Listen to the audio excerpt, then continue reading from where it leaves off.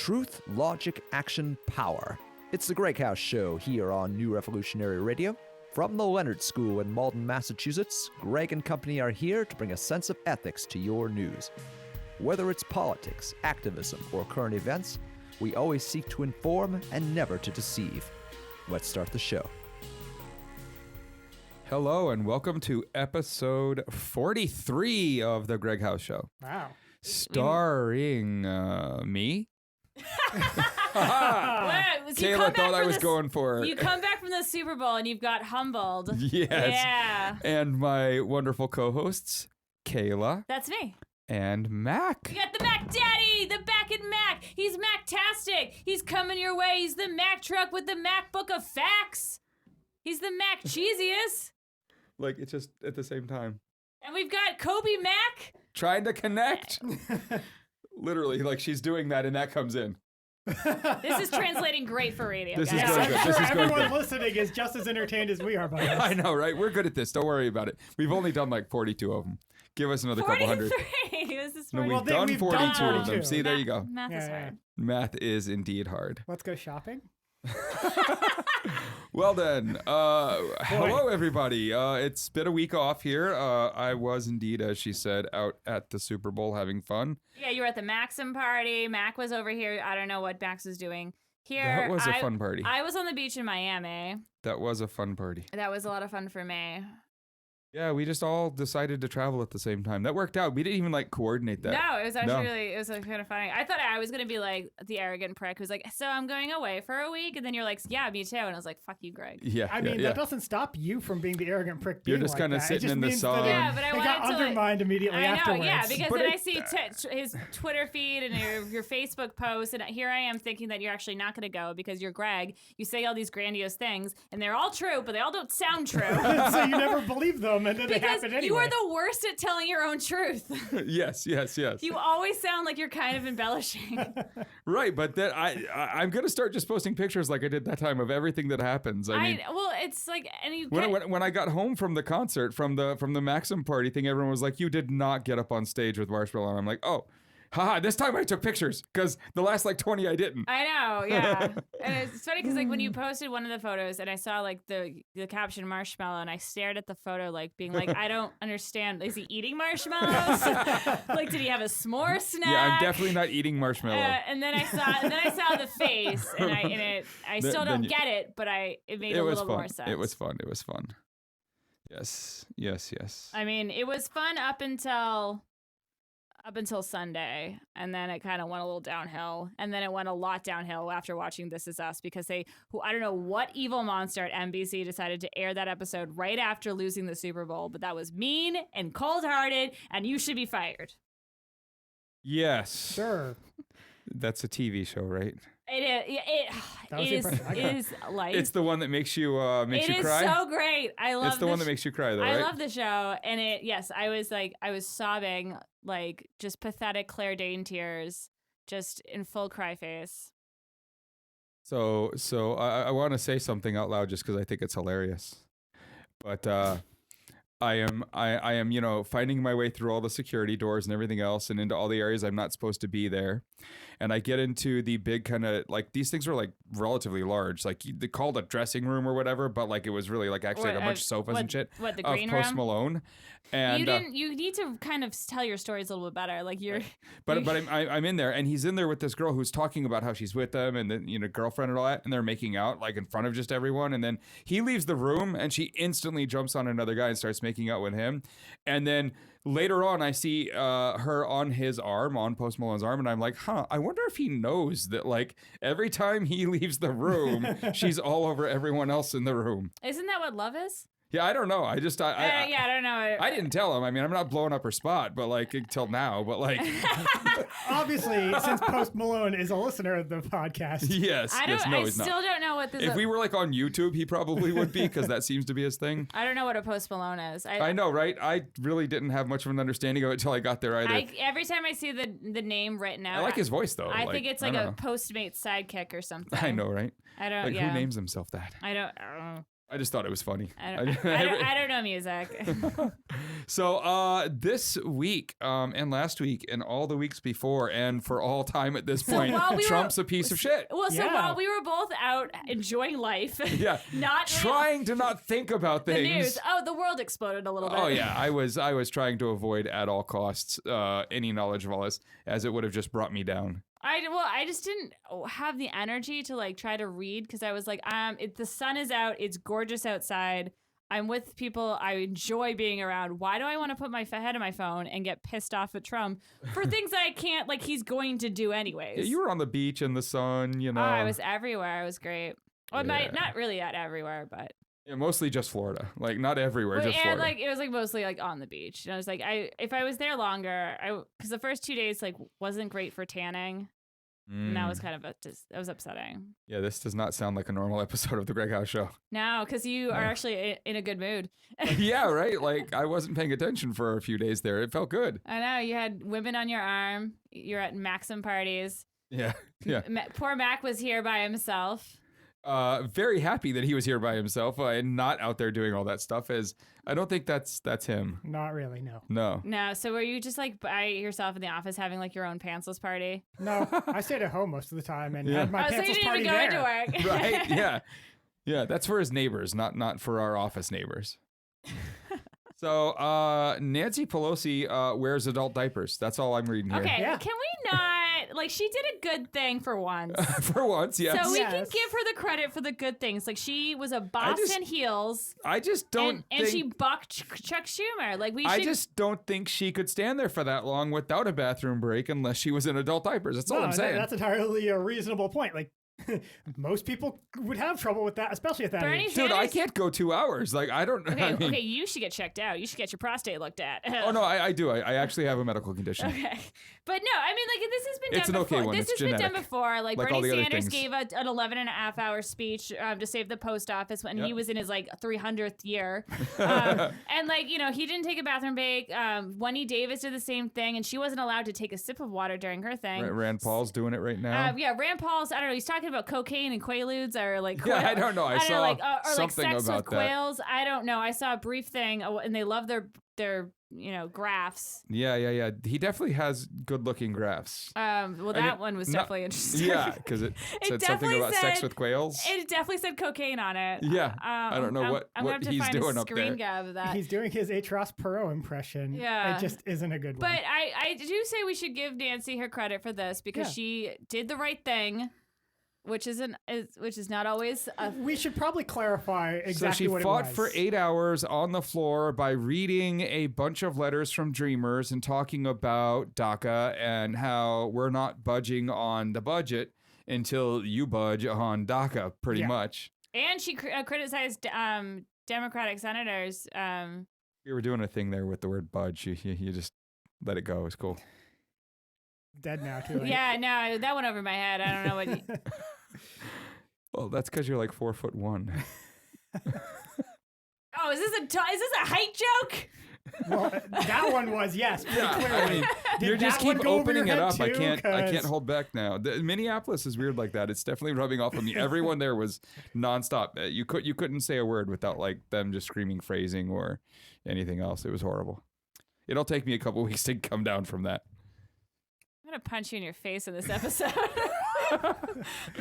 I think the last time you actually punched me in my face was like 13 years ago. Yeah, that was a good one.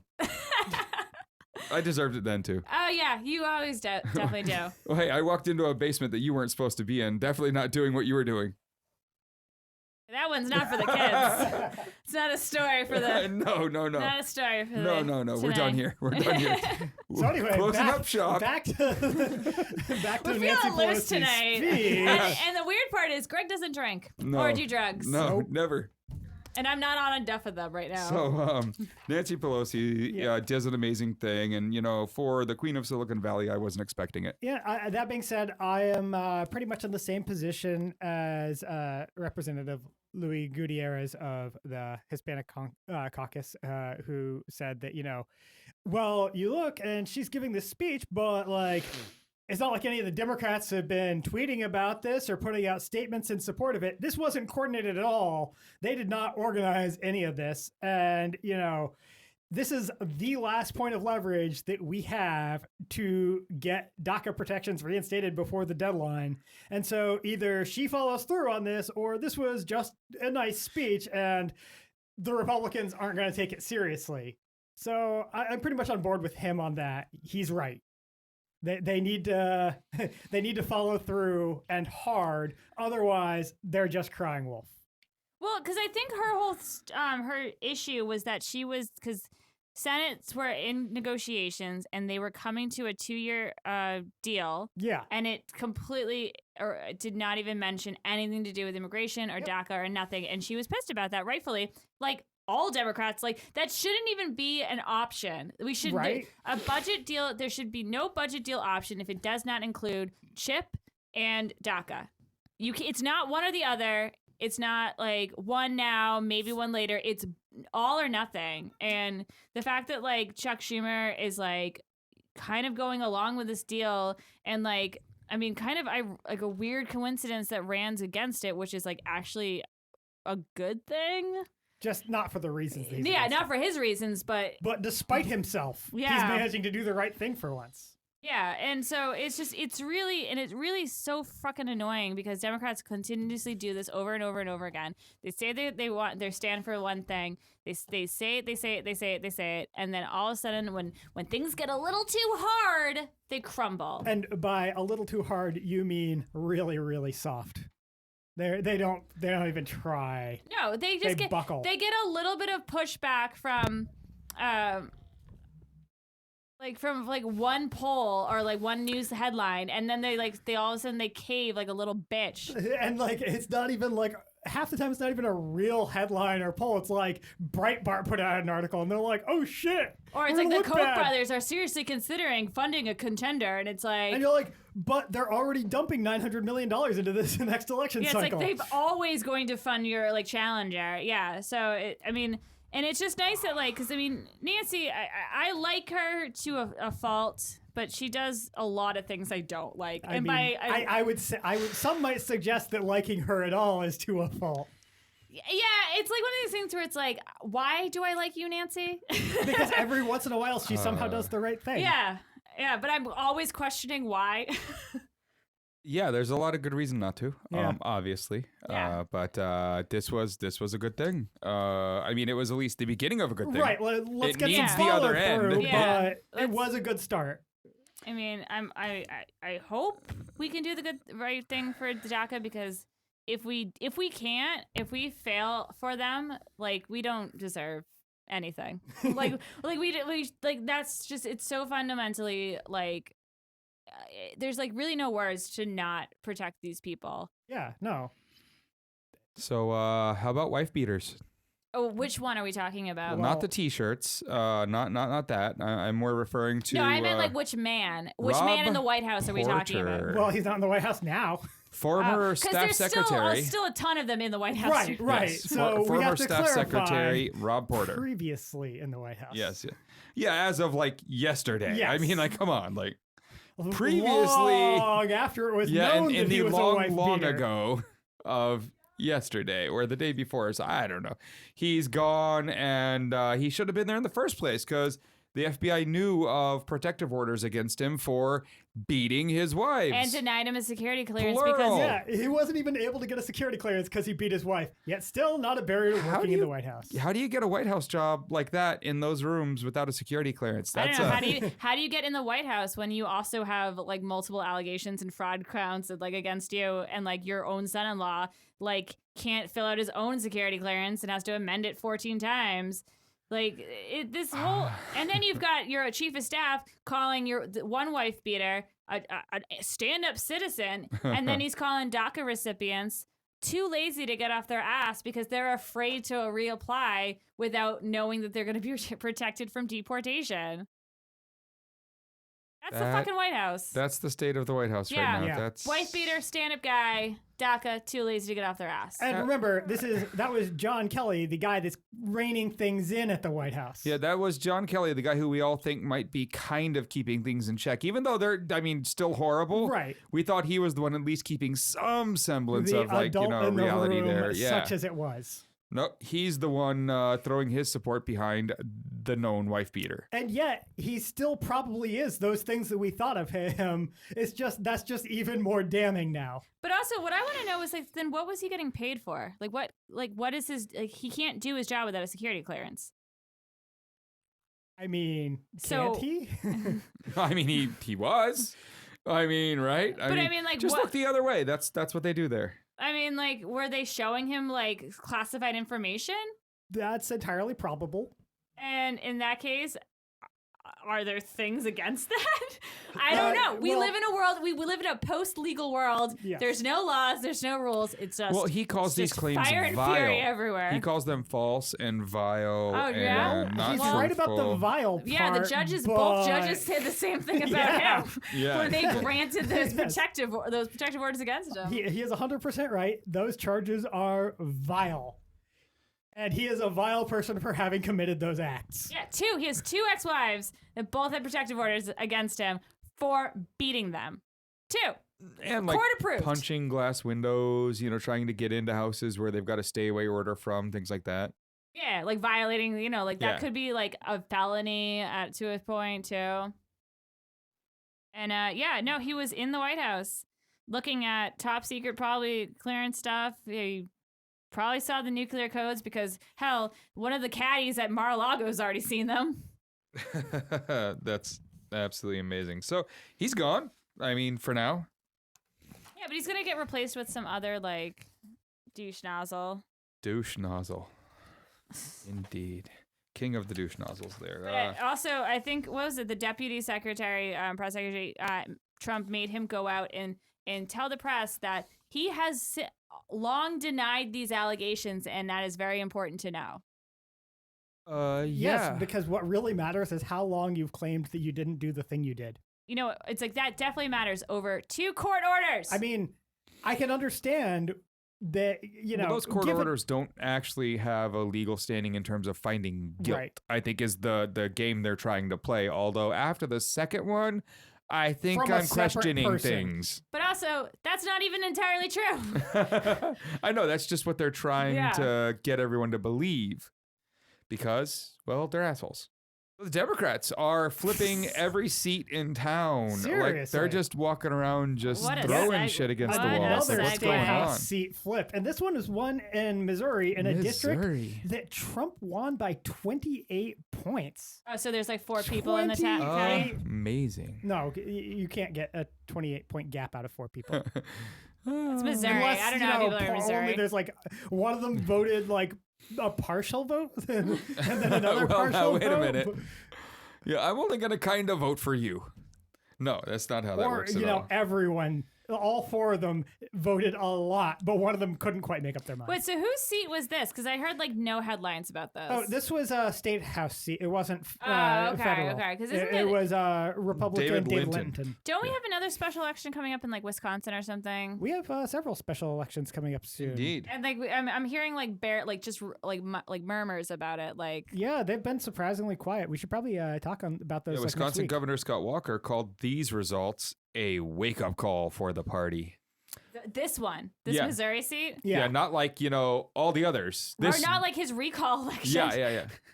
Look, they managed to game that one, so he still won it.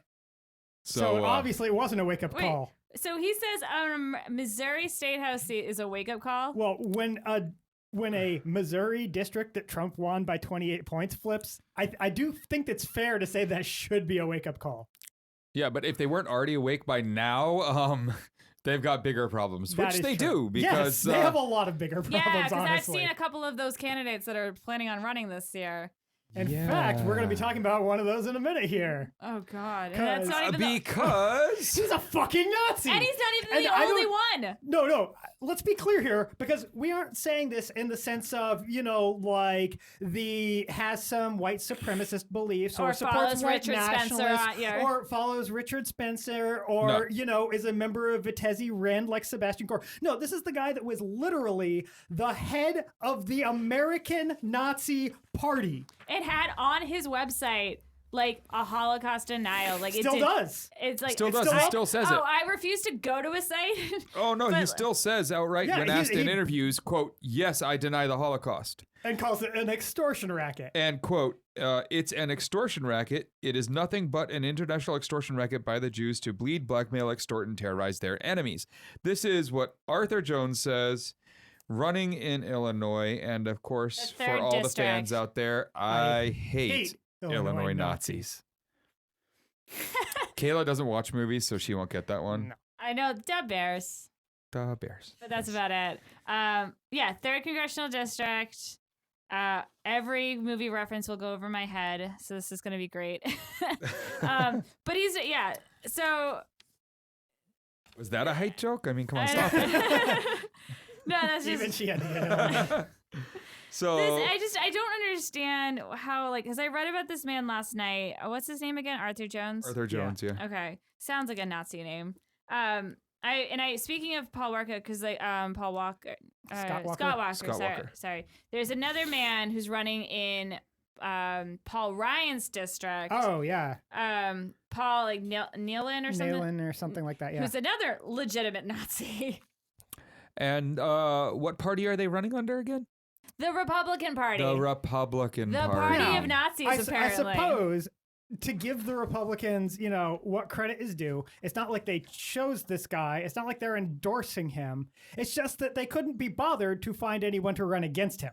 So he's running unopposed. Yes. Yes, the Republicans are allowing him to run on the ticket unopposed. Because that's what you do when a Nazi Yeah. is running for office. I mean, never mind that it's a race that, they know they aren't winning that district. Everyone knows the Republicans aren't winning that district. But that's not even the fucking point. You don't want a goddamn Nazi on your ticket. You run literally anyone else from that district so that you don't have a fucking Nazi as your nominee. And, like, why give him any platform whatsoever? Like, the fact that he's the sole candidate, now he has to get heard by somebody, and he's going to be, like, on TV, local affiliates, talking to people. That's not something they have control over. So Unless they had a better candidate they Yeah. could push. I mean, they could push it, but this guy could still run on in the Republican primary. they're and mad that everyone, including us, keep talking about him. They're Yeah. like, why do you keep talking about all these Nazis that think they're Republicans? Maybe because there's all these fucking Nazis that are Republicans. Yeah, they're registered. They're They running keep under your being. name. Huh. I wonder why they feel so comfortable in that party. And I wonder why they keep doing things like organizing Unite the Right rallies and then having a bunch of Republicans show up to them. Strange. Taking pictures, too, with them. And then strange. defending them and insisting that really Antifa are the real Nazis, The anti-Nazi group are Right. the Nazis. I not got the you. people I waving got you. swastikas and chanting "Jews will not replace us." Or have And murdering people. Or have on their website, we should get rid of the Jews. Yeah, yeah. Like Paul Nealon repeatedly tweets and posts on his Facebook page, all which is okay with Facebook, that he says, let's get rid of the Jews. But yeah, that's the Republican Party, and that's, I mean... Well, hey, we don't have to deal with many of them much more as they all keep retiring. That's true. um, Well, unfortunately, you while they're know- retiring, they seem to just get replaced by worse ones. But Trey Gowdy, Yeah. well-known Benghazi denier. I don't know what the fuck. Trey Benghazi Gowdy. Trey Benghazi Gowdy. Yes, he's quitting. He's Yeah. running before the ship sinks. making him the second Republican House Oversight Committee chair in To the quit last in a year. to quit. He was like, this is all fun and games when I was just investigating Hillary Clinton because I hate women. But now that it's me, I want to Right? be leaving. And then, just to make it even better, since our last show, he's not even the only House Chair Committee that has announced that they aren't running for re-election. We also got 12-term Congressman Rodney Frelinghuysen of New Jersey, who is currently the chair of the House Appropriations Committee. That makes, out of the 20 standing House committees, the chairs of 8 of them have announced they aren't running for re-election in 2018. Which really And says something. that's not even counting Jason Chaffetz, who already resigned and was the chair last year. So if you include him, that goes up to 9 out of 21. That's almost half of the committee chairs outright just resigning or not running for re-election. Yeah. And these aren't people like running for other offices. They're just leaving. Oh my, so And they can keep leaving. Yeah, I no, mean, please. It By really all does means. feel like they know what's coming in 2018, but and also, they're all. what have they seen in the investigation? Because all of Right? these committees are Oh investigating. yeah, they've seen pieces of this. Especially definitely. when I love how you can watch, you can tell sometimes when they've like seen something, because you can watch that like day where yesterday they had this one very specific account. Yep. And then the next day they're talking about how that dumbass Devin Nunes needs to shut his fucking pile. I know the fact that like I saw like Trade Gowdy in his weird Q-tip face say to like I think it was like CNN or something like that, being like, I am part of the investigation. Devin Nunes is full of shit. like literally the day before he had like the exact opposite line too. Yeah, like the fact that like Trey Gowdy is at that point where he's basically saying, no, Devin Nunes is a piece of shit, and he's full of shit, and this is all a lie. Like, and then he's like, and I'm leaving. Like, okay, we've got like to a new level of bananas. This is crazy. Yeah. And then on top of all of that, I mean, you can see why they're leaving. The Cook Political Report just updated their partisan voting index today, and they changed ratings on 21 House districts today. All 21 of them had their rating changed in favor of the Democratic Party, including 3 toss-up districts moving to lean Democratic and 4 lean Republican districts becoming toss-ups. So, but this also makes me really nervous because, yeah, this is great that people are starting to like maybe see the Republican Party is maybe starting to pay more attention, but the Democrats fail like 9 out of 10 times to put up good candidates. Yes, and more importantly, even And they fail when they're in power too, Yeah, like repeatedly. Yeah. there is no one with the ability to snatch defeat from the jaws of victory like the Democratic Party. Yeah. So it's like. So while I at this point don't want the Republicans to hold on to the seats they have, as we've seen what they do with them, I'm not the biggest fan of the Democrats either, to be blunt about it. But someone's got to take those seats, so I guess. I mean, my concern is That's better. Yay, hashtag blue wave. I don't. Does that sound like I mean it? I don't know. I'm with you on the reservations No. there, but I think my bigger problem is the fact that I just don't trust the Democrats to be able to pull it off. Like, Yeah. you could hand it to them and they'd still just drop it on the floor. Oh yeah, no, they would like slip or like they would be like, oh, I wasn't sure if you were actually handing it to me, Right? and you're like, I was told you to grab it. Or you'd like hand it to them and then somehow it would like slip out of their hands. They'd juggle it a few times accidentally and then like Kick it back to the Yeah, Republicans. exactly. Yeah, and then they like watch it shatter on the ground. They're like, we have no idea how we dropped it. And I mean, on a related note on that, the Democratic Congressional Campaign Committee just released their list of 2018 House races that they're targeting. And this is their largest list in at least the last decade. They're targeting 101 GOP-held House seats. That means there's only going to be like, I think, 12 districts that the Democrats aren't running a candidate in. Yeah, well, their whole, Which they the whole house is up. So Right. all of those seats should, if Yeah. we don't have a good enough candidate in the seat as a Democrat, there should be a challenger no matter what. Right, but they're targeting 101 GOP held seats, which means they're actually going to like put some money into them, not just run someone. But this even includes some seats that would normally be non-competitive, like Chris Murphy of New Jersey, who has, in the last 17 elections, never received less than 60% of the vote, which, Seems like his people like him. well, I mean, given how incredibly unpopular Donald Trump is in New Jersey and what just happened with Chris Christie there, I can see why they might think, hey, this is our shot. On the other hand, if anyone still remembers 2016, they were like, hey, we are going to crush this shit. You know what we should do? We should go after all the Republicans. And look what happened there. I'm just hearing like 8 Mile going through my head now. Yes. You know, you only get Right. one shot. Yeah, so this is going to be fun to watch either way. And it'll be a shit show either way. I really hope that they put Karl Rove on Fox News again for the whole night so we can just Oh, watch yeah. his reaction faces as they lose. Oh my Because God. I would actually watch Fox News for that. For that set of reaction faces, I although- would watch. You know, I'm not sure because at this point, I don't think he has the level of investment that we'd get the kind of faces that we did previously. True. He just, he wasn't busy actively rigging the election, Right. So he isn't as surprised when they don't win. Unrelated, but has anyone noticed how much weight Sean Hannity has been putting on? I try to avoid looking at him. That So he's scared a lot right I'm now, not- and he's I like think it's anxiety stress. eating. It's Yeah. definitely stress eating. And I just kind of noticed it the other day when there was like, I saw a still and I was like, he's getting a little chubby there. Yes, he is. But I mean, Yeah. that's fine. Yeah, fat I'm shaming. loving it. And if he gets any bigger, might have to start watching a show just to Right, just to like hate watch him. I mean, I've been enjoying seeing some of the headlines coming out from him recently Yeah. because boy, he is just like it is. He's off the rails. I have to wonder, like, does he think he's going to prison for this too? Can you imagine I mean, if his He name is is like actually implicated in a few different interesting yeah, no, ways. I mean, it is possible that he He could is be. actually implicated in and- the. Oh my God, this is and, like, amazing because this brings a whole new reason to as to why he's so against the Mueller Yeah, and investigation. he's, Yeah, like, because he's implicated. So desperate. He like everything he says. It doesn't even come across just as partisan. He legitimately just sounds desperate. Yeah, he's scared. Oh yeah, So And no, I kind of like think watching that that. might be the case. yeah, no, it was like something he went off the rails the other day, and he was talking about like He goes off the rails like every I day. know, but this was like extra off the rails, and Like Alex Jones territory. yeah, and he was like just throwing words together that he has no idea what they mean, and it was all about the Nunes Venmo, and he was saying like the charges against Mike Flynn and Paul Manafort need to get dropped, and it was like, okay, first of all, bro, Didn't One the of those talking already- points already change on those? but I was like, first of all, bro, one of them's always already pled guilty. The charges are stuck. Like, there's no dropping a plea guilty plea, and it's like.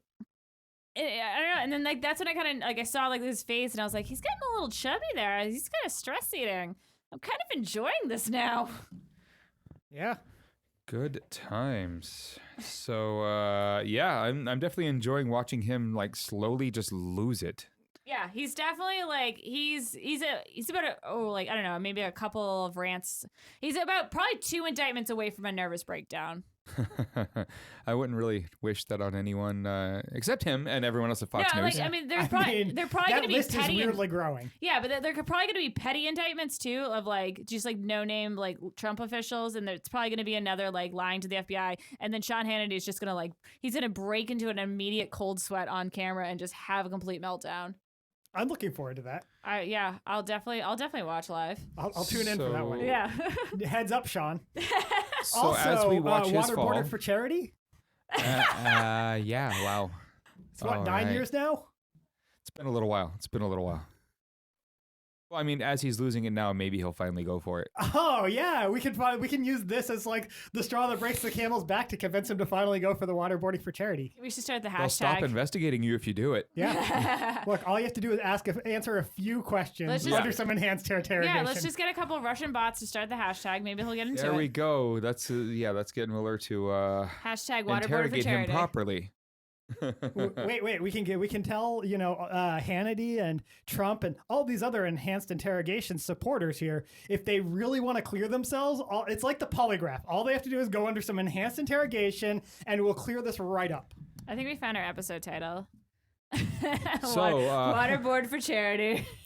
So next up, Trump wants a parade. Not just any parade, A military parade. like they do on Bastille Day. Or, Or, in Red Square. Red Square Day. But he or- specifically on said- Kim Jong-un's But birthday. he specifically said, like Bastille Day. But bigger. Yes.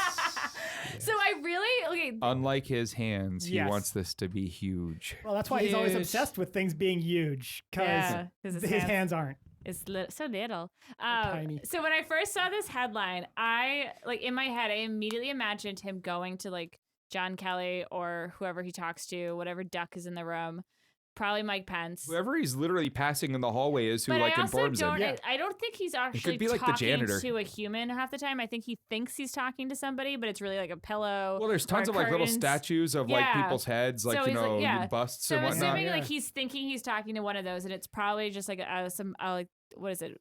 Winston Churchill's bust, and he's like, I want a Bastille military parade.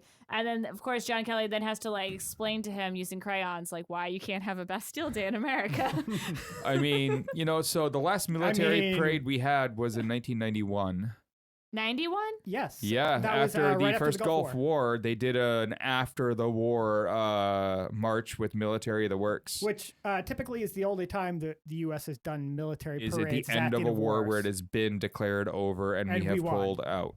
We only do it when 1991. I know everyone thinks like, oh man, the last time we must have done that must have been like. I didn't even think we 60s. had a military parade. Yeah, we did it in 1991. Yeah. We've done it, I think, 5 or 6 times. I don't know the exact number. I know Eisenhower didn't like the idea of doing them, but I think Kennedy and Johnson may have both done them. Yeah, so But I know. And those were everyone's the last looking at ones it. You're like prior to 1991. They're like, no. I'm like, yeah, we did that. We did that. Yeah, it's just peculiar because I'm like. But other countries do it every year, multiple times. So, like, the dictatorial ones. We see the footage of Kim Jong Un's like all the time. We at least make it like 30 plus years between.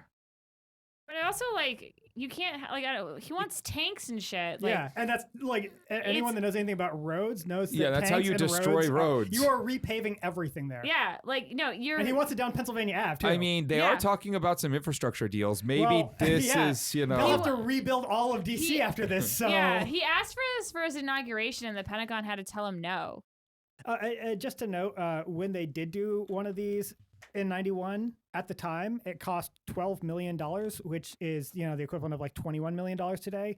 And there is no way that they're likely to get it done that cheap nowadays.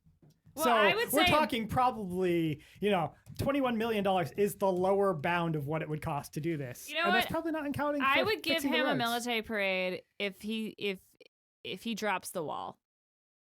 You're either funding a wall or you're getting a military parade. I'm willing to do a military parade when, they march him out of the White House in cuffs and, give him a, shall we say, military honor guard on his way to a courthouse.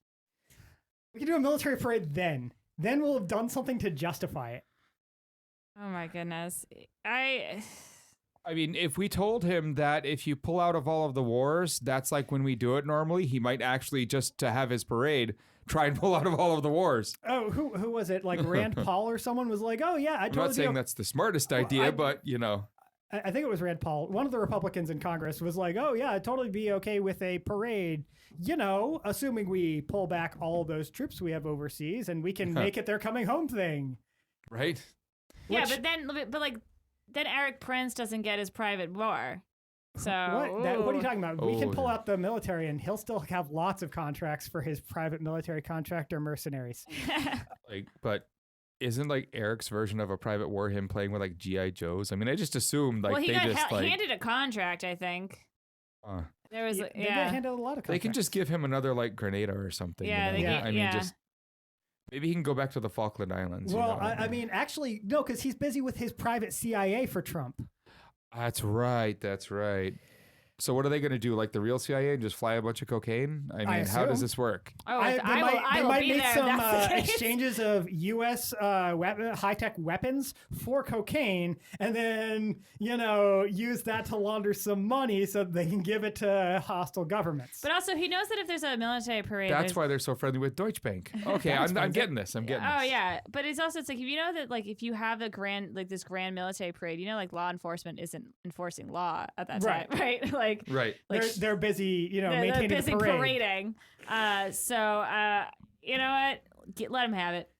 Well, I just thought it was interesting that like even a number of Republicans haven't really been entirely enthusiastic about this. Like, Because it is the most childish oh, thing it to is. But I ask mean, for. like, even like his allies, like Senator David Perdue from Georgia, was told reporters, personally, I'd prefer not to do it. And they was like, well, but he's the president. It was like, it was super mealy mouthed Can't we about how just like have him wait to the next like Macy's Day Parade or something? Like, can we we'll hold him off that long? We'll get, you like- could stall him with like shiny objects. No, like, we seriously.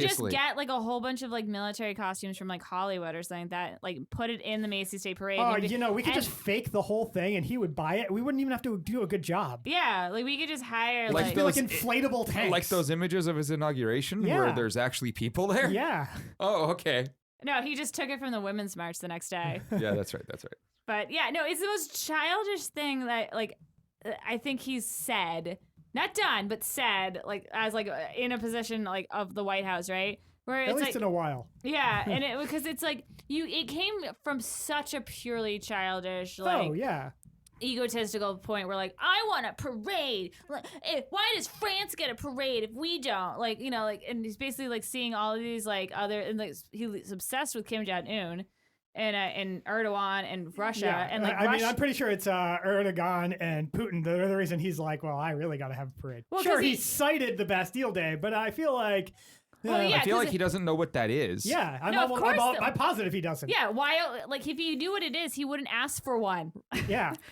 And maybe he's actually finally at this point like historically correct, because during Yeah. all of those events in France, more poor people died than rich people, like by orders of magnitude, because they kept killing each other. So That's his, maybe like- he wants that to That's happen. his wet dream. Yeah, maybe he just wants that to happen. To be fair, I suspect, although I don't have numbers on this, but I suspect that while you're absolutely correct about what happened during the Reign of Terror, I suspect that was still a smaller proportion of poor people dying to rich people dying than what was happening immediately before the revolution.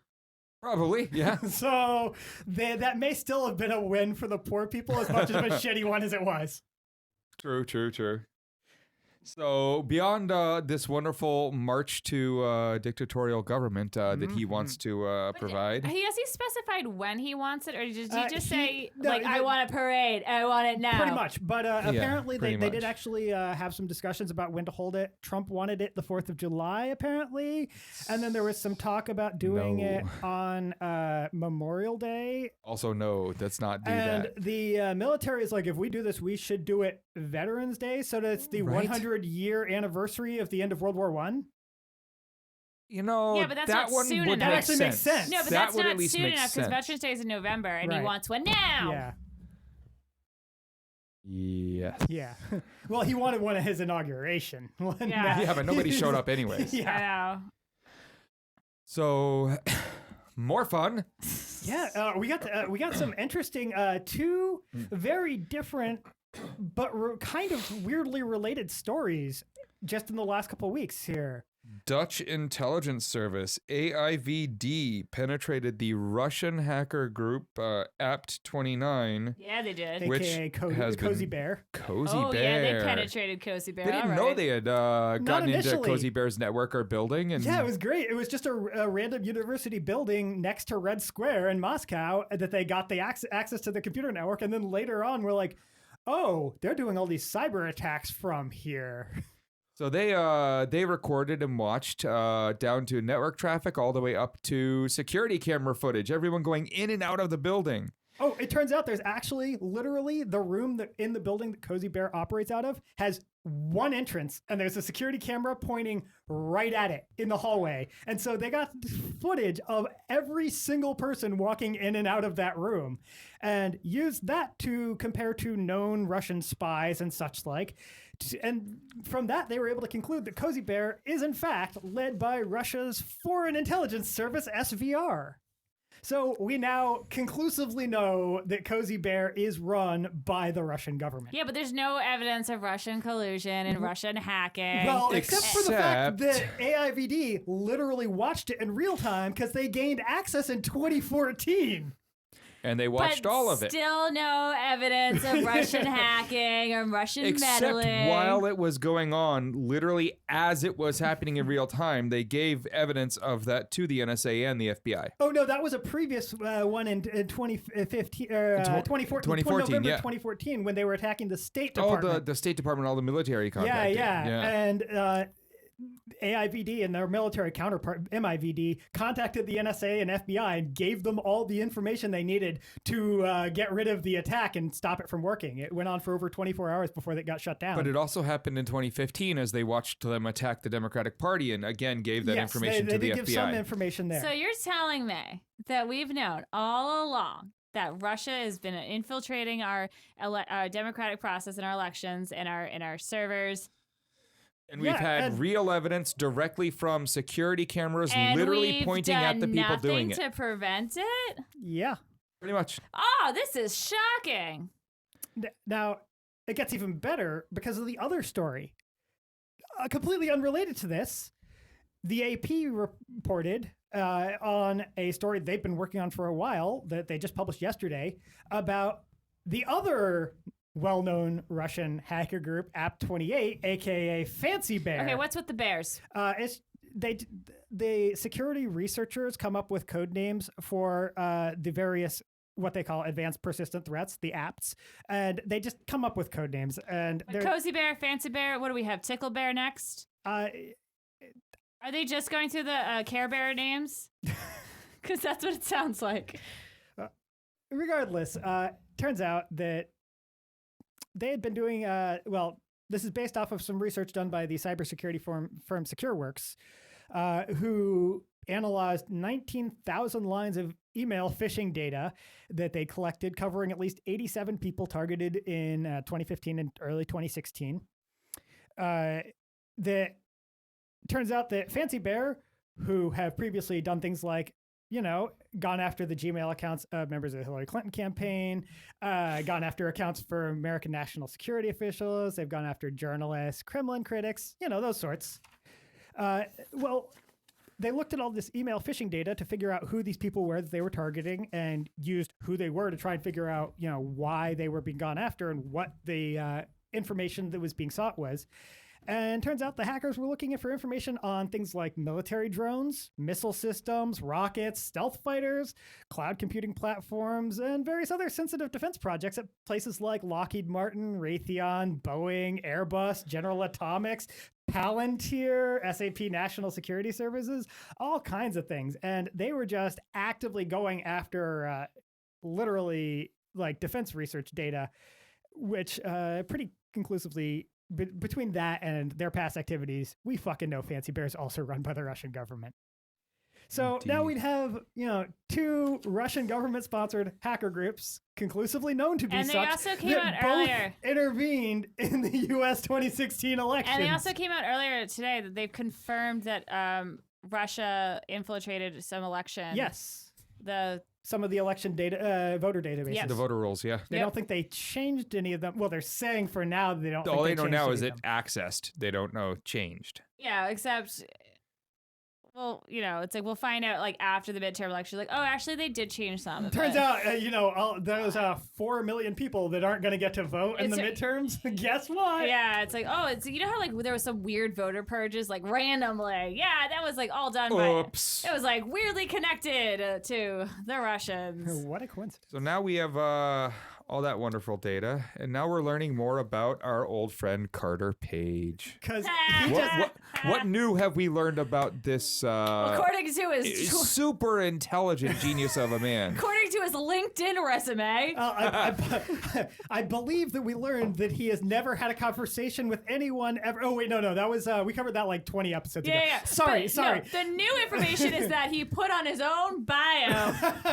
on his resume that he tweeted out to the world that he was a Kremlin advocate. Well, that's not quite, but that's actually weirdly close to what actually happened. It turns out Time Magazine obtained a letter from August 25th of 2013, in which Carter Page wrote, in part, quote, "Over the past half year, I have had the privilege to serve as an informal advisor to the staff of the Kremlin in preparation for their presidency of the G20 summit next month, where energy issues will be a prominent point on the agenda," end quote. And then, so we have that in 2013 of him saying that, he was working with the Russian government. But then to make it even better, of course, he's been denying recently that he ever actually talked with Donald Trump, which seems weirdly reminiscent of his "I've never had a conversation with anyone. I've never talked to anybody." Blah, blah.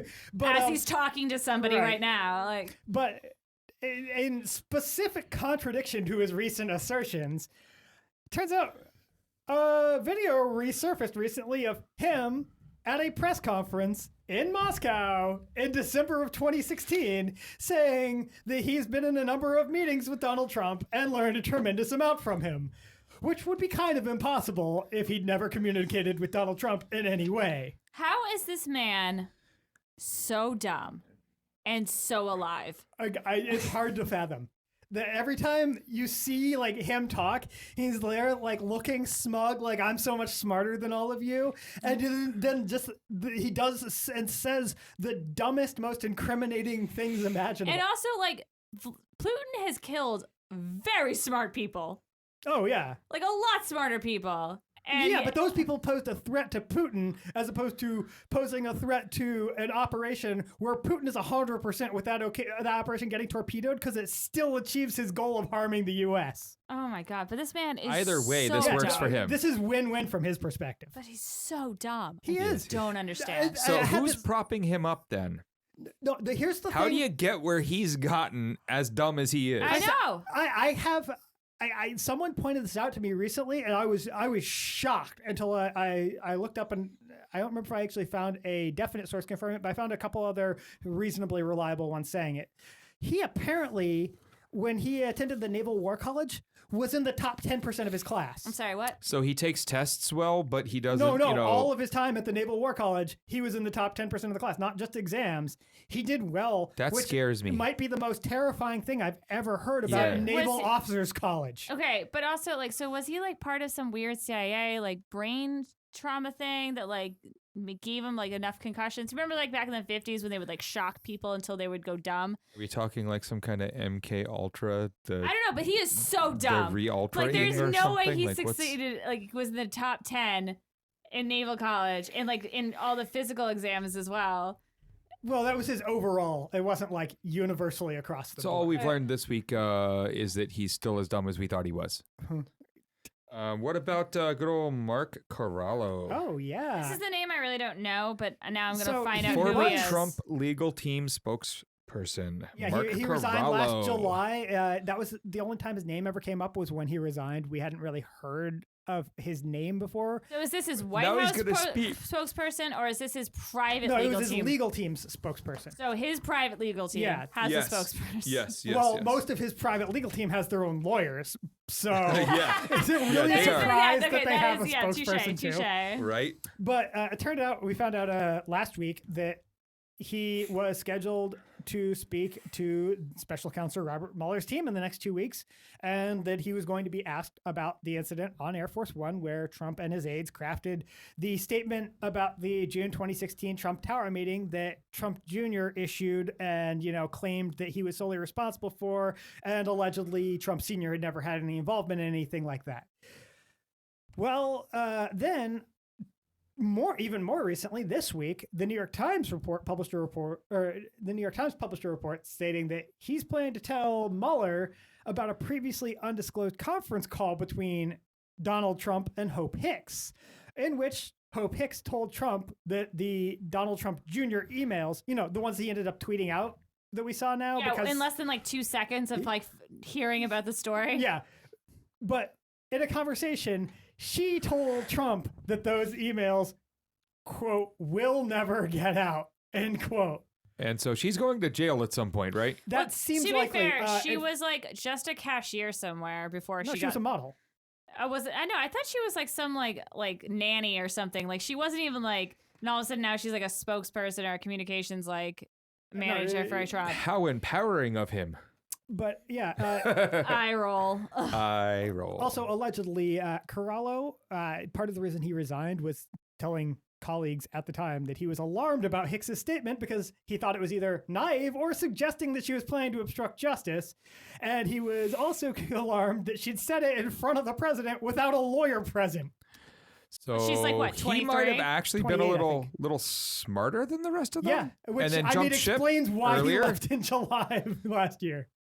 Well, all right. Well, Yeah, usually when I you're hope just he a has a lot of words for Mueller there. Yeah, but usually when you're a spokesperson for a legal team, like you have the most secure job because you're supposed to be backed up by legal Yeah, experts. you're only saying the things that the lawyers Tell you- literally told tell- you to yeah. say on their behalf. So when you're jumping ship because you're like, ah, fuck that, I'm not getting in trouble for them. yeah, that is It's not red a good flag. sign It's for a them. red flag. The list goes on. Yeah. That's not even the only crazy. And More Right, loyalty there's so much- tests. Yeah, this is the third time. We found out from CNN last Wednesday that back in December in a White House meeting, Donald Trump asked Rod Rosenstein if he was, quote, on my team, end quote. which Rod Rosenstein, tactfully replied, "Of course, Mr. President, we're all on your team," which is, what you say in that circumstance, especially by not making it, "I'm on your team." No, we're all on your team, Mr. President. We're all registered Republicans. Yep. Yeah. But then Trump proceeded to ask him how the Russia investigation was coming along. And this was a meeting that apparently Rosenstein went to request Trump's help in pushing back against the document request from Devin Nunes.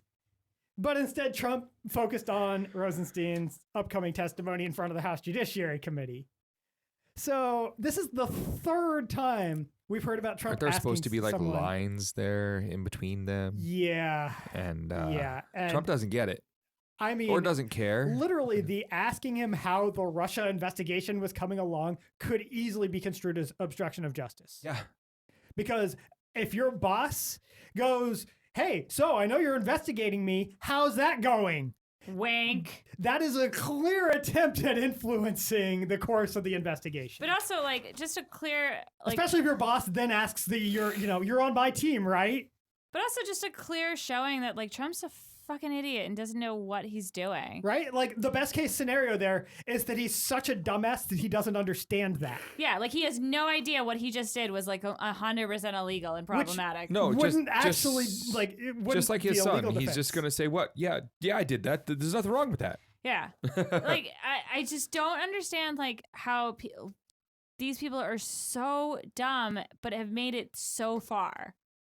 Well, Omarosa got fired again or something. I mean, she's back in the news for the 10th time. She was there was something on there was some commercial right before the Super Bowl that she was in, and it's yeah, because she's on Celebrity Big Brother. It's dear Lord, this woman, no one wants her. Celebrity the Big Brother is very happy. Want her. Celebrity Big Brother is very happy to have her because they're desperate for ratings. On an upcoming episode, she I think says, it's airing tonight, actually. She says, quote, "It's not my circus, not my monkeys. I'd like to say not my problem, but I can't say that because, it's bad." And this is in reference to the Trump administration. Yeah, she has a number of quotes that have already come out from this interview. For example, she was interviewed in the episode by Ross Matthews. I don't know who the fuck that is, but apparently some sort of celebrity dumbass. Oh, he was a comedian. I haven't heard that name for a mad minute. Wow, no wonder he's on Big Brother, Celebrity Big Brother. Okay, yeah. Was a comedian. I mean, I don't know if he still is. I don't know. Well, anyway, so it's been about 10 years. While he was interviewing her, he asked, should we be worried? And she nods, and he's like, "Don't say that because we are worried, but I need you to say it's going to be okay." And she replied, quote, it's going to not be okay. It's not. It's so bad, end quote. But she says things to get people's attention. She wants attention all the time. Sure. She even said, when Trump got into office, she's like, people are going to be set, they're going to regret ever doubting him, and gave this sinister smile. And she basically was like, "I'll fucking kill anyone that doesn't support Trump." She just says things. So she's just provocative. But at the same time, her telling us all to be scared because it's as bad as we think it is or worse. I don't care what she has to say. I don't believe what she has to say is No, I believe one thing that she had to say. That it's as bad as we all believe it is, or worse. Yeah, I believe that. The one I was going to go for was, quote, "All of the people around him attacked me. It was keep her away from him. Don't give her access. Don't let her talk to him. Ivanka's there. Jared's there." I believe that literally that happened. had to have happened, yeah. Yeah, because you're a crazy bitch. No one wants you around. Also, because she was the only black person in the White House most of the time, and that none of the people up top wanted that sort of person being in those circles. Yeah, but she also even if it was a whole bunch of black people in that White House, they still wouldn't want her around. Oh yeah, it just would have been for a very different reason. Yeah.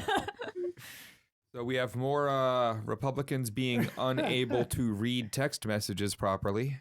Look, they just took the text messages out of context and then misrepresented the context to suggest that it was about something entirely different than what it was about. But this is a great PSA as to why workplace relationships should not work out. Yeah.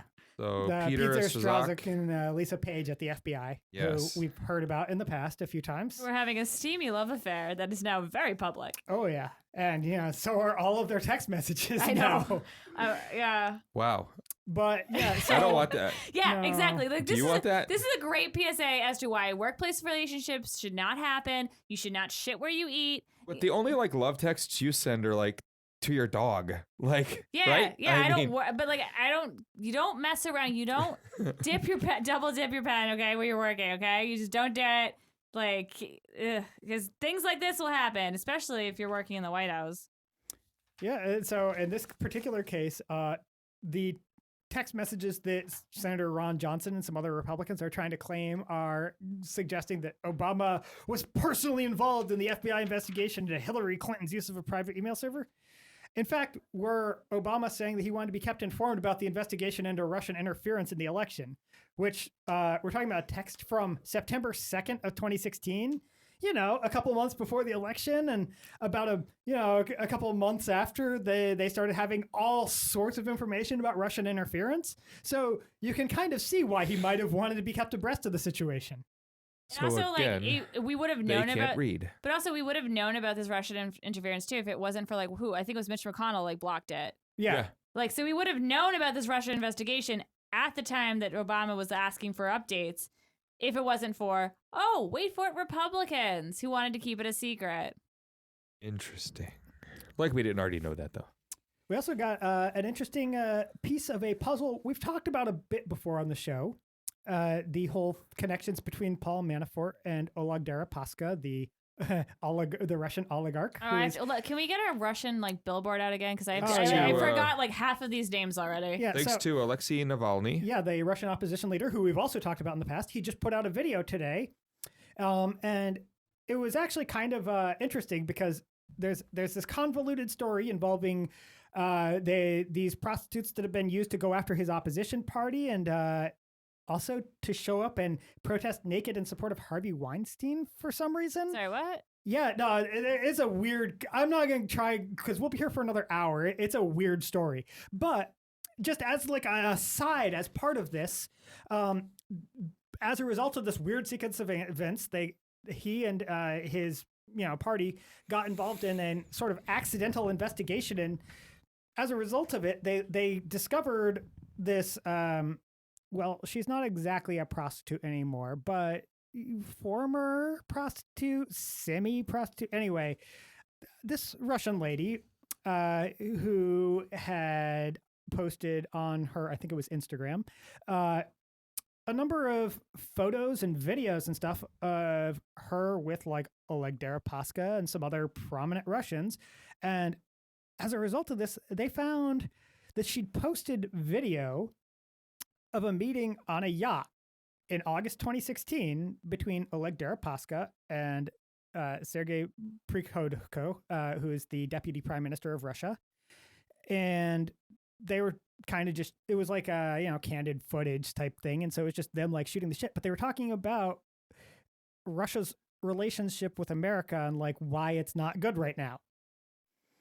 And it was only a few seconds of footage, so we don't have the full context of the conversation, but it's very interesting because Sergei Prihodko is a longtime foreign policy advisor to Russian leaders, over 20 years, and then that was before he became, he was the, I believe, second deputy prime minister under Putin when he first became prime minister.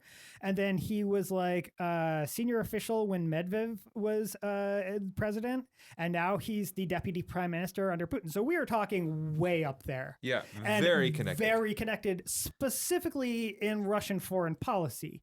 And he's meeting with one of the Russian oligarchs who has no position in government whatsoever on that oligarch's private yacht and talking about Russian foreign policy with America. And then it just so happens that a month before that, Paul Manafort had emailed Oleg Deripaska offering private briefings to Deripaska on the progress of the Trump campaign. So, and of course, there's the whole thing with all the business connections between Manafort and Deripaska. He was getting the $10 million a year contract, blah, blah, blah. All that we've covered before on the show. So we know they are well connected together. And now we know that, Manafort contacted Deripaska in July of 2016 to email him offering these private briefings, which again, Russian oligarch, what the fuck does he care about? What the fuck interest does he have in the U.S. presidential campaign? And what else happened in July of 2016? Yes. That's when the Russia investigation started. But so we have Manafort contacts Deripaska, who why should he want this briefing in the first place? Like, what's his interest there? Oh, a month later, he's on a yacht with the deputy prime minister of Russia, who's a foreign policy expert, and no one knew about that meeting at the time. It was all private hush-hush, and so maybe that was the conduit through which they were passing information. They had someone that wasn't that, Deripaska isn't directly connected to the Russian government, even though he's one of the oligarchs and well connected. He's not part of the government, so they've got their plausible deniability thing there. And we have that chain of communications now. We know Manafort's business dealings with Deripaska. We know that he emailed Deripaska in July 2016. We know this meeting happened on the yacht in August 2016. Seems like some breadcrumbs there. We also know that George Papadopoulos drunkenly told some Australian diplomat Yes. in August 2016 that the Russians want to talk to us, And they got all the emails. and they want to give us things, and it's weird, right? Oh, and then there was a certain meeting in Trump Tower between Trump Jr. Some of these people. and Manafort and Kushner and a bunch of Russians in July of 2016 again. That was a busy month for them. I It gotta was. tell you. What a weird set of coincidences. I know, it's super weird, and clearly, you know what this tells me? That there is no evidence whatsoever of And the collusion Obama or... administration used the FISA court to overstretch and overreach their executive powers, and they illegally obtained communications. I hear that FISA-gate, which dumbasses have decided is what they're going to go with on this, is worse than Watergate. It's 100 times worse than the Revolutionary War. Yes, obviously. So there we go. I mean, I don't know what else you could do there. No, Manafort's going to I jail. mean, Oh, yeah. yeah. His we daughter we even know. said so in a text message. Yeah. That was way back, too. Yeah, That was like a year ago we heard that. She was even like, yeah, my dad's going to jail eventually, so I might as well just squirrel this money away. Right. It's not even in the notes, but just as a fun aside, Paul Manafort's business partner, the guy that got charged with all the same crimes, Rick Gates, Greg, yeah. his lawyers are trying to dump him now, saying that that they don't feel they can continue to fairly represent him. I think he lied to them. I think that's... I don't remember the exact phrasing they used for their statements, but I saw some comments from a couple of lawyers talking about where they've seen similar language, and they were like, "Wow, this is some weird language." This sort of context, we would usually say that the most likely thing is that they don't think he can pay them, but then they used words like embarrassing, which technically they might have been using it in the literal sense, because the literal meaning of embarrassing means burdened with debt and unable to pay your bills. Yeah. So they could have just been using that very archaic Isn't sense it? that no one ever uses. An embarrassment of riches. Exactly. But the other possibility is, of course, that there is a very serious conflict between the legal strategy they want him to pursue and what he's insisting upon. But also, if he's admitted to any illegality, other than what he's been charged with, and you can't you have an obligation to, you can't represent somebody if you're also aiding and abetting another crime. It's entirely possible. The explanation here is that he tried to get them involved in the crimes, and they were like, we can't do that. Yeah, no, I've seen it happen a couple times in my office where a client will think that they're being forthright and oh, I'm just gonna be fully honest and admit all these crimes I just did. But so can you represent me? No. Also, this isn't covered by a lawyer-client privilege because you just talked about. It's you can't admit to me things that you've done and ask for representation. You can admit. Well, I mean, no, in certain situations, no, you cannot. But you can't try and involve the lawyers in the criminal cover-up. So I didn't see too much about it, but I did see that they motioned to withdraw, and typically, if that's the case, because if he doesn't have money to pay, yeah. But also, my original thought was he probably lied to them. He probably withheld information that they found out about, and they're probably well, fuck that if now that is a distinct possibility, yeah. But I mean, it'd be interesting. Did the court agree to grant it? Do we know yet? I don't know that they've ruled on it yet. Last I heard, I don't think there was a ruling yet. Yeah, you have Seems pretty cut and dry to me. Yeah. Yeah, but I mean, I think they'll. but they'll also accept it, like the court. I don't know, who knows what the court can also just, like tell them no because They could. he's like such a public figure that like if we're not gonna be able to find alternate yeah, representation. and if Rick Gates like pushes back and like says there's no way for me to get proper representation anywhere else, then they could potentially force them to rep him, which would be interesting. That would be. I'd love to see what level of defense they mount in that situation. I know, right? Like, especially if their hands are tied and they're like forced to rep him. It's like, well, I don't know what you got to tell us. I don't think there's going to be any like witty statements about gloves in this one. Yeah, No. I think if it goes to a jury trial, the opening statements will be like, so, ladies and gentlemen, he's guilty. Yeah, have fun with that. We're rest out. my case. No more. The defense rests. I think the other tables got this one.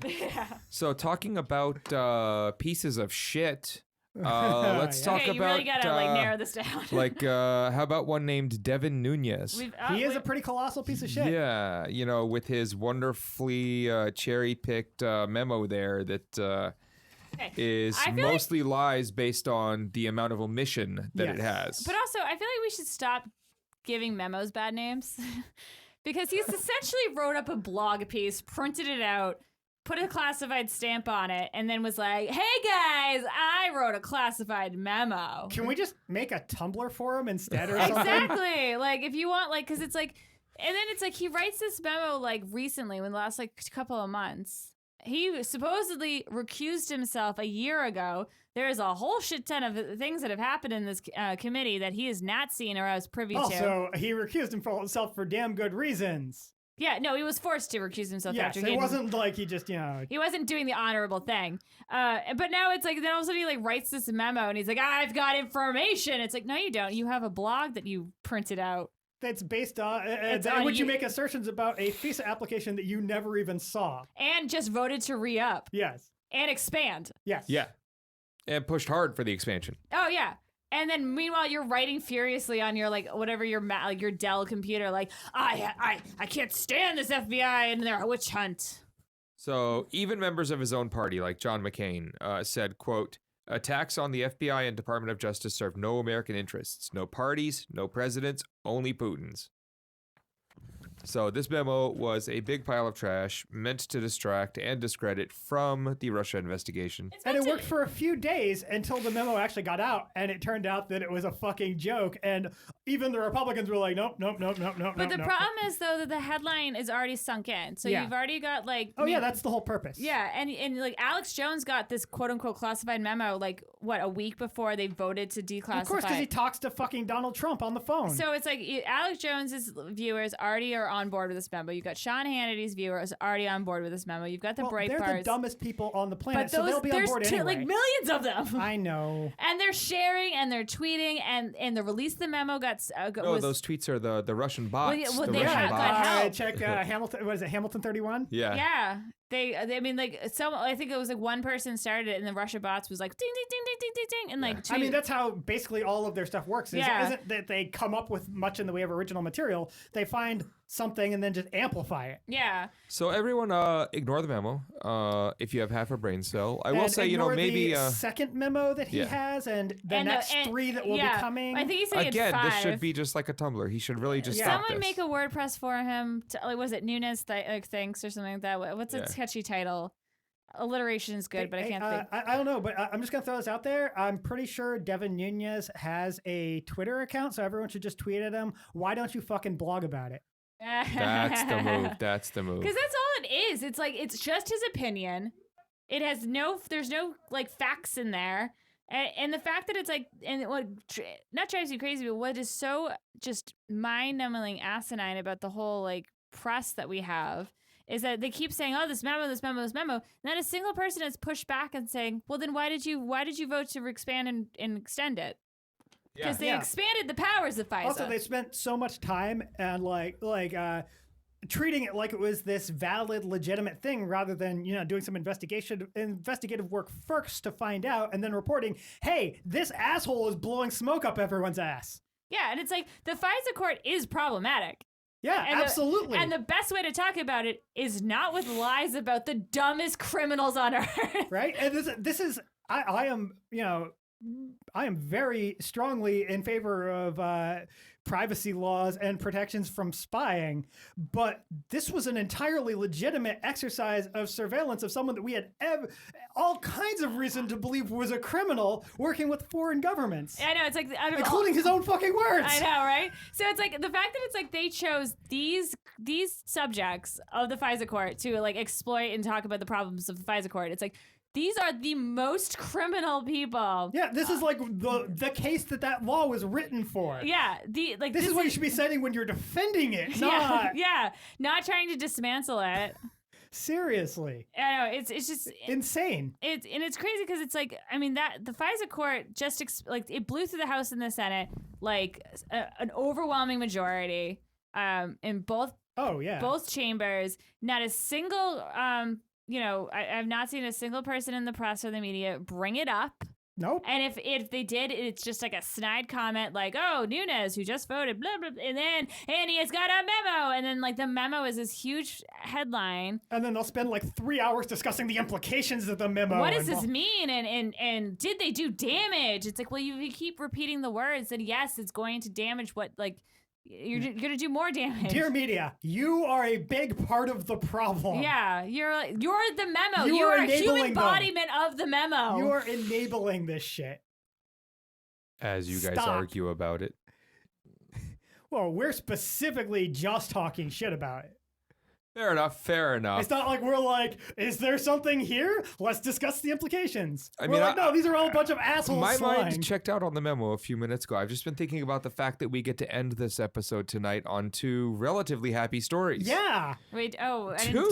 I didn't look that far in the notes. 2 happy stories. Yeah. So, let's something about rockets. Let's save that one. Let's Okay, go for. You're gonna go with the other one first. All right, sure. The Pennsylvania Supreme Court has ruled on the gerrymandering. We already had their order, but now we have their official opinion as well that actually lays out their reasoning and the explanation of all the amicus briefs that they considered and what the history of the law was and why they came to the ruling they did. And it's actually I didn't read the whole 138-page opinion, but I read a bunch of it, and there's a lot of interesting bits in it. One of the interesting things was they cited at one point 1914 Pennsylvania Supreme Court ruling about the minimum requirements for what constitute free and fair elections. This is important because the Pennsylvania Constitution, Article 1, Section 5, is a clause known as the Free and Equal Elections Clause that specifies that, quote, elections shall be free and equal, and no power, civil or military, shall at any time interfere to prevent the free exercise of the right of suffrage, end quote. That's actually, interestingly enough, one of the original clauses of the Pennsylvania Constitution. It predates the Equal Protection Clause of in the United States Constitution by a century. Wow.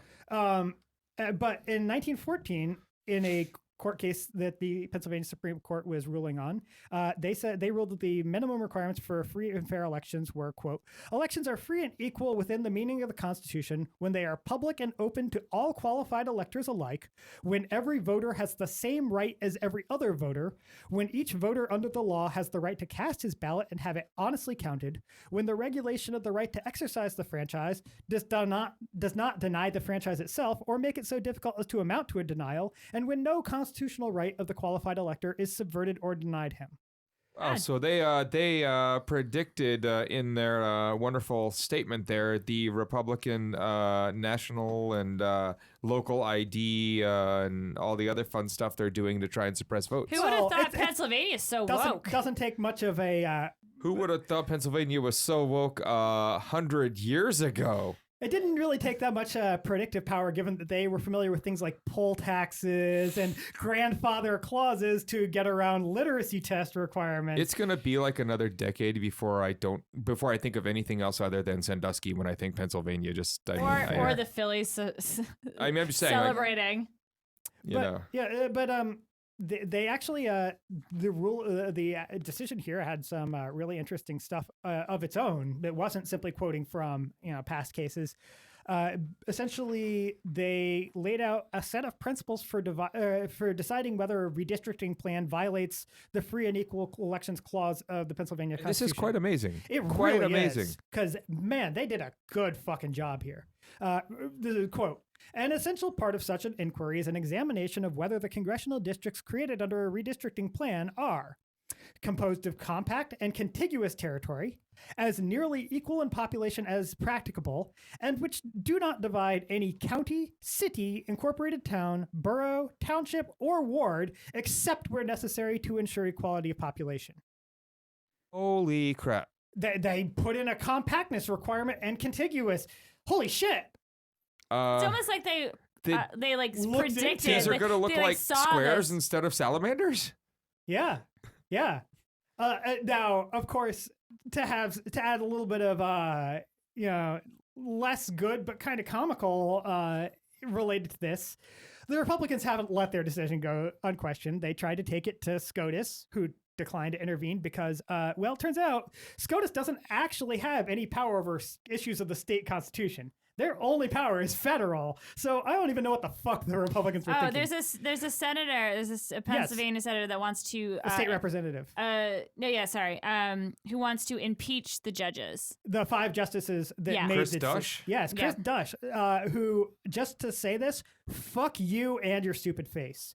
He put out a letter on Monday claiming that the judges had, quote, blatantly and clearly, I'm going to edit this a little because he said contradicting because of context, but contradicted the plain language of the Pennsylvania Constitution and engaged in misbehavior in office, end quote, and then said that they should be impeached.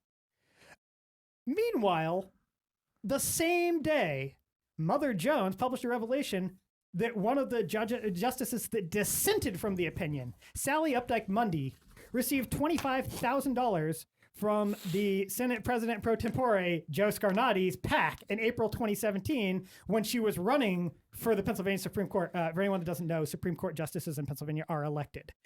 So she received $25,000 from one of the defendants in this case and donations from 2 other Republican representatives whose districts were at stake, Charlie Dent and Mike Fitzpatrick, although Charlie Dent's now not running for re-election because of some stuff that came up since then. Maybe. But yeah, this justice didn't recuse herself, didn't acknowledge publicly that she received these donations from 3 of the defendants, and still tried to participate in ruling in the case. Actually, she had to update her filing over the Scarnati one. She did that the same day that Mother Jones published their thing. But you're missing the point. Chris Dush has no problems with her. Yeah, I'm just saying. Because she ruled the right way. The 5 Democrats that followed, or not even, I don't think all of them were Democrats, but the 5 justices that all, followed the literal Pennsylvania Constitution. And case law. And legal proceedings. Yeah, exactly. And I don't know. And we're able to put together 138 pages of material about exactly why they did that, or like why they came to the conclusion they did. And it looks pretty fucking solid from what I saw. And didn't take money from any of the... Right. Meanwhile, the one that took money from 3 of the defendants and then still tried to participate in the case and did participate in the case and just didn't get her way, not a fucking peep. Yeah, there's no contradiction there whatsoever. Can't see a damn thing. Now, I called this good news. And I called this good news because we're actually going to, maybe end up with a fix to the gerrymandering problem in that state. Pennsylvania. And in fact, they were pretty clear. Their order is pretty harsh. It is specifically, they gave the General Assembly and governor a requirement to enact a remedial plan that met their requirements by February 15th, or the court would just do it themselves. And just for anyone that's not aware, the General Assembly in Pennsylvania, due to gerrymandering, of course, is heavily Republican dominated, but Pennsylvania has a Democratic governor, Tom Wolf. Yep. So they have to get a plan that will pass the General Assembly, then go to the Democratic governor, get his approval, and then has to meet their court's requirements all in the next week, or the court says, fuck you, we're writing the new districts. And so we know what's going to happen there. Yeah. The court's going to write the new districts. They were pretty clear on how those districts are going to look, too. I'm just So, impressed by amazing. how clear-cut their constitution spells out free election, or Miracle. And that was written in 1790. Well done, guys. I mean, Go Pennsylvania in 1790 and How can we nuts for most of the time since. And I say Yeah. that as someone who used to live in Pennsylvania. I know there's a lot of shit in Pennsylvania. We as we saw on Sunday night. And that wasn't even Wow. Pennsylvania. Yeah. That was the part that wasn't Pennsylvania. Yeah. So the next bit of amazing news. Okay. Yes. Sure. SpaceX launches the Falcon Heavy All successfully. right. It sounds like a bunch of nerd talk to me. Well, it is. Yeah, it's because you don't understand anything. It's okay. And I don't care about rockets. That's not the point. That's not the point at all. This No. is huge for Yeah, humanity. This is very big. They've cut the cost from $350 million per flight for a heavy lift to $90 million. And the Delta IV Heavy, the one that costs $350 million per flight, only has a 64,000 pound payload to low Earth orbit compared to the 140,000 pound payload that More the Falcon than Heavy double at less than half the price. Has. That is, In fact, less than 1/3 the price. if Oh, you now we can all afford it. If you go by pound of payload to low Earth orbit, a Delta IV Heavy costs over $5,500 per pound, while the Falcon Heavy costs less than $650. That's an almost 90% reduction. That is mind-blowingly amazing. Yeah, that is a game changer in terms of all sorts of things that we would want to do in space, and it helps get us along the way to even bigger changes. Yeah, without these types of changes and without the energy changes that people like, him, Elon Musk are making, we never get to space as a colonization plan. We never get to Mars. We never get, any of these things happening. This is a huge step forward for humanity. And a lot of people, one of them is in this room, just don't get it. And that's fine. I just don't, because we're not going to colonize another planet in Yeah. our lifetime. Not in our lifetime, but who cares about that? I mean, there's so much we don't know about space. It's just not going to happen. Sure. She's such a there's so downer much sometimes. you don't know about space, certainly. Yes, but I'm not obviously. sure that you're as well informed on some of the issues and possibilities there as well. Some of the white papers I've read by actual Heck, experts. at this cheap, we might actually get enough people to put some stuff up there to start cleaning up all the space junk. right? Yeah, but where do we put the junk then? If We launch it towards the sun. no, space was for our junk. Oh, okay. Well, that's there you go. fine. It just doesn't work when you fill up the entire area right around the Earth. So anytime you want to go to space, you have to pass through our own junk. Yeah. Which, just to point out, due to relative orbital velocities, is traveling at like thousands of miles an hour relative to the spacecraft, and therefore will go right fucking through them. Could hurt a little. He does not care about space. No, I mean, I just don't. I don't see this as a real plausible future. Well, I mean, I don't think you've Okay. actually looked into the It is feasibility very there. plausible, and they're getting close. You should read the I- actual I- science No, as I mean, it's all happening right now. I see the things, but it's like they'll say we're getting close, and then like something else will happen. Like they were supposed to send people to Mars, like 100. Like there's supposed to been like 10, 15, 20 people to live on Mars forever. No, not yet. Oh, All those Yeah. plans are for about a decade from now. yeah. None Yeah, of that they, was like- supposed to have happened They yet. like The one whittled- Mars group and all that. Yeah. That's like a decade from now. That's still. I mean, they're supposed to still send them. So Yeah. I just don't. And they I just don't could. see it as a plausible thing that's going to happen. Well, we'll see in the next decade. Sure. But I think that's unbelievably positive. I mean, a 90% reduction in cost per pound of payload is amazing. So that is, I wanted that to be a positive ending, but Kayla here is just Debbie Downer when it comes to space. because it's like rockets. Yay! That's me being positive. Yeah, that was her being positive. She's smiling while she does it, but I heard the people cheering, and they were like, it sounded like, I don't know, like people like that is episode 43. rockets. Yay! Yay.